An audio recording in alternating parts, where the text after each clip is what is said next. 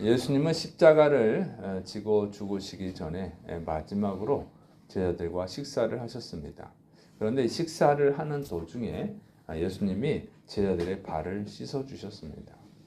그러니까 제자들의 발을 씻는 것은 정말 놀라운 일이죠. 그래서 베드로가 예수님께서 자기의 발을 씻어주는 것을 막으려고까지 했습니다. 그런데 예수님이 이 발을 다 씻어주신 후에 하시는 말씀이 내가 주와 선생이 되어서 너희 발을 씻어주었으니까 너희도 서로 발을 씻어주는 것이 옳다. 내가 너희에게 행한 것 같이 너희도 행하게 하려고 본을 보였다. 이렇게 말씀하셨어요. 그러니까 예수님이 선생님인데도 제자들의 발을 씻어주신 거예요. 그리고 예수님이 제자들의 발을 씻어주셨는데 제자들은 예수님의 발을 씻어준 제자가 단 한 명도 없습니다. 그것은 종이 하는 일이기 때문에 그래요. 아무리 제자라고 해도 선생님의 발을 씻지는 않아요. 그건 종이 하는 일이니까. 그래서 제자들은 안 했거든요. 근데 예수님이 그 일을 하신 거예요. 정말 놀라운 일이죠. 그런데 그렇게 하신 이유는 본을 보이기 위함이다. 이렇게 말씀하셨어요. 그래서 내가 너희 발을 씻어준 것처럼 너희도 서로 발을 씻어줘라. 이렇게 말씀하십니다. 그런데 제자들은 어떤 제자들이었냐면 왜 이런 말씀하시고 왜 제자들의 발을 씻어주셨냐면 제자들은요 서로 다투기를 좋아했어요. 자꾸 다투는 제자들이에요. 그래서 예수님이 이렇게 이런 일을 행하셨음에도 불구하고 또 예수님은 자꾸 요한복음 13장 3절에 보면 새 계명을 너희에게 주노니 서로 사랑하라. 그러니까 너희를 사랑한 것 같이 너희도 서로 사랑하라.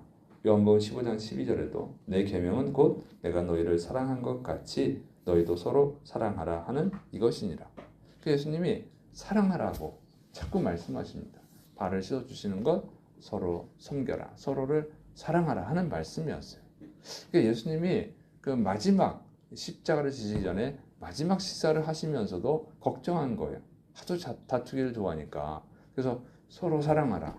이렇게 말씀하셨지만 그럼에도 불구하고 또 제자들은 다투죠. 예수님 우편에 앉겠다. 좌편에 앉겠다. 서로 다투는 거예요. 여기 보면 참 구제불능이에요. 아니 예수님이 십자가를 지시고 죽기 전인데 어떻게 그렇게 할 수 있을까? 정말 구제불능인 제자들입니다.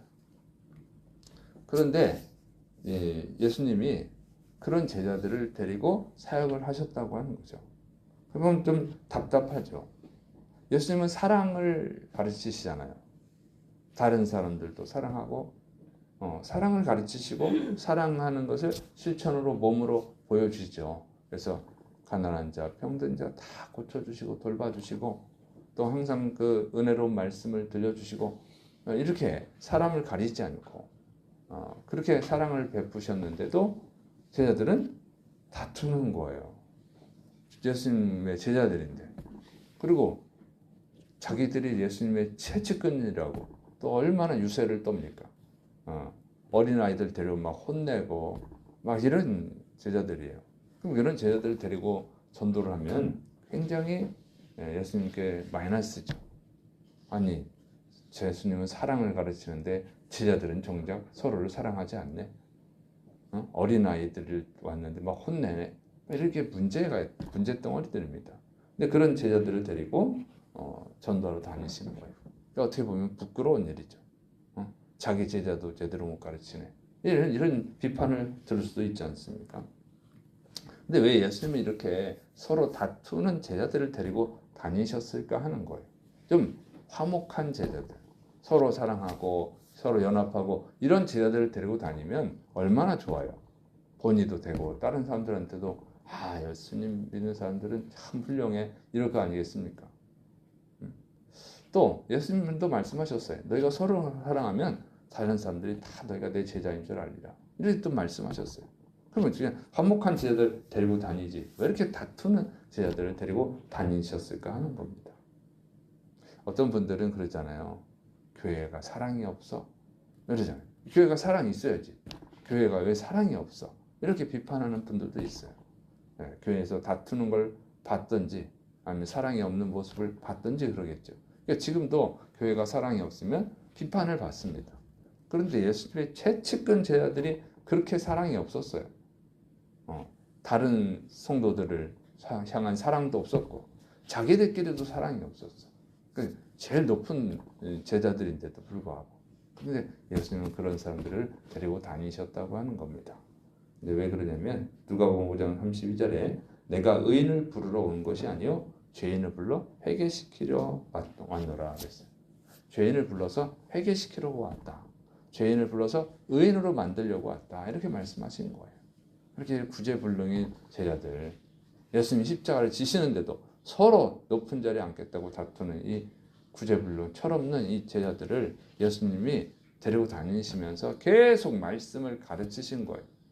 그래서 그들을 의인으로 변화시키는 것이죠. 그것이 예수님이 우리에게 주는 희망이라고 하는 것입니다. 예수님이 사랑이 넘치는 제자들, 화목한 제자들, 서로 연합하고 서로 잘 돕고 하는 제자들만 데리고 다녔으면 그러면 의로운 사람, 의로운 사람들, 서로 사랑하는 사람들만 예수님의 제자가 되고 예수님을 믿겠죠. 자꾸 다투고 서로 사랑하지 않고 이런 사람들은요 예수님의 제자가 될 엄두를 못 내는 거예요. 그럼 다 구원받기가 어렵다는 것이죠. 근데 인간은요 원래 좀 다퉈요. 사랑이 없어요. 어떻게 하시냐면 가족끼리도 싸우잖아요. 가족끼리도 사랑을 못합니다. 그러니까 교회에 이렇게 사랑이 없어 그런 분들이 있지만 그분들의 가정은 그러면 사랑이 넘치나요?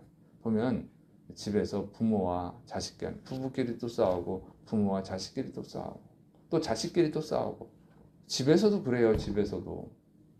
그런데 남한테 그러면 얼마나 사랑을 베풀겠어요? 얼마나 남을 섬기겠습니까? 그 어려운 일이죠. 집에서도 그러는데 남한테 얼마나 하겠어요?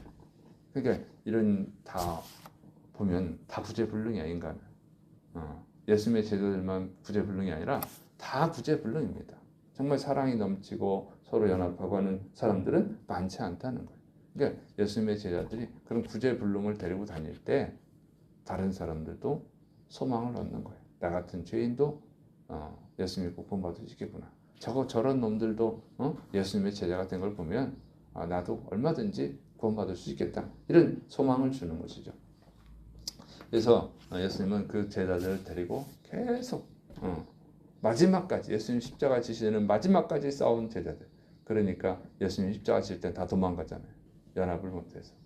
그런데 그런 제자들을 데리고 다니시면서 가르치고 가르치셔서 그들을 변화시킨 줄을 믿으시기 바랍니다. 그런 제자들이 서로 다투던 제자들이요. 나중엔 변화가 됐어요.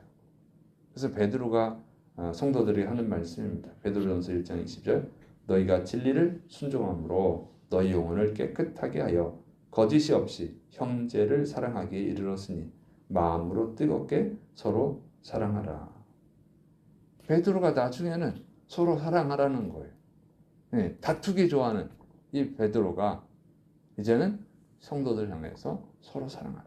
예수님처럼 말하고 있는 거예요. 이 구제불능인 제자들도 예수님의 오랜 가르침을 통해서 이제 변화가 됐습니다. 변화가 돼서 사랑하라 그러죠.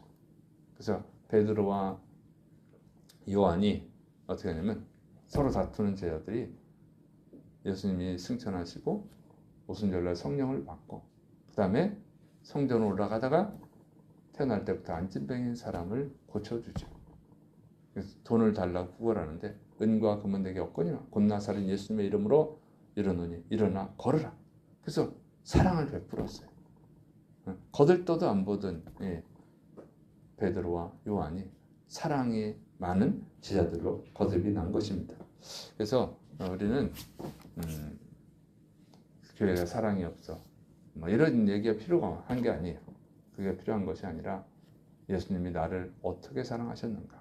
나 같은 죄인도 주님이 참아주시고 은혜를 베푸셔서 내가 구원을 받았으니까 그것을 생각해서 이제 사랑을 베푸는 자가 될 줄을 믿으시기 바랍니다. 사랑이 왜 없을까? 비판하는 자가 아니라 사랑을 베푸는 자가 돼서 사랑이 없다고 느껴지면 그러면 예수님이 제자들의 발을 씻어주시면서 이렇게 해야 된다.